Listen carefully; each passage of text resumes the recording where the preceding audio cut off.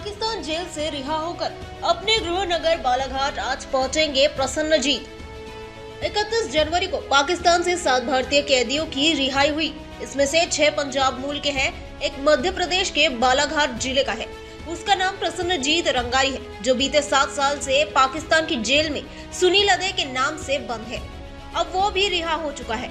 साल 2021 में जानकारी मिलने के बाद उनकी बहन संघमित्रा भाई के वतन वापसी के लिए कई जतन कर रही थी। अब आखिरकार उनका भाई पाकिस्तान से रिहा हो गया। प्रसन्नजीत की रिहाई इतनी आसान न थी। दरअसल वो सालों से अलग अलग दफ्तरों के चक्कर लगाती तो कभी नेताओं के दरवाजों को खटखटाती। बीते साल प्रसन्नजीत के नाम बहन ने चिट्ठी लिखी थी, जिसे कई समाचार पत्र के साथ ही न्यूज चैनलों ने प्रमुखता से प्रकाशित किया और ये खबर नेशनल मीडिया की सुर्खियां बनी। अब आखिरकार वो अपने भाई को इतने सालों बाद अपनी मां से उसे मिला सकेगी। वही बहन संघमित्रा को अफसोस है कि पिता के जिंदा रहते उसे भारत नहीं ला सकी। जानिए कैसे मिली जानकारी।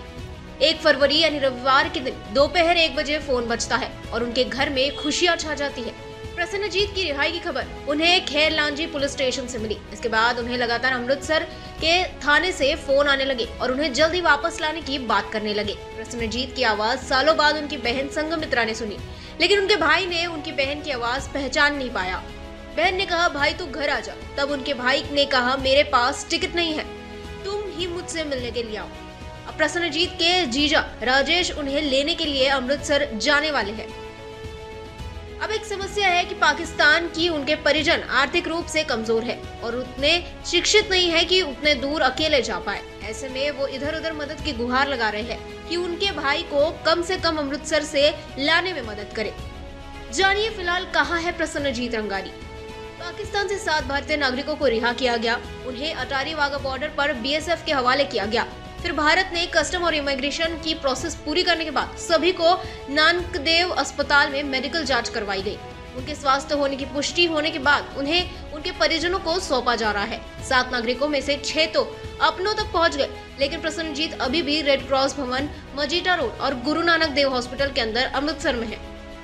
उसकी जिम्मेदारी ASI जसविंदर सिंह के पास है।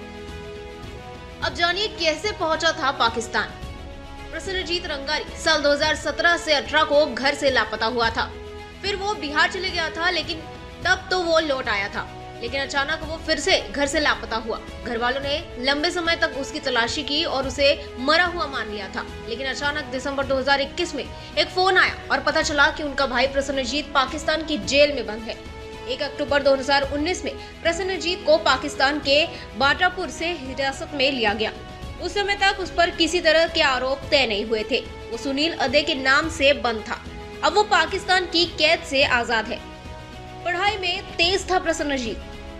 मध्य प्रदेश के बालाघाट जिले के खैरलांजी में रहने वाले प्रसन्नजीत रंगारी पढ़ाई में तेज थे। इसलिए कर्ज लेकर उनके बाबूजी लोकचंद रंगारी ने उन्हें जबलपुर के गुरु Ramdas Khalsa institute of technology से बी फार्मेसी की पढ़ाई करवाई। पढ़ाई पूरी कर साल 2011 में MP स्टेट फार्मेसी काउंसिल में अपना रजिस्ट्रेशन किया था। इसके बाद वो आगे की पढ़ाई करना चाहता था, लेकिन मानसिक स्थिति खराब होने के कारण पढ़ाई छोड़कर घर आ गया। बेटे के इंतजार में पिता की मौत।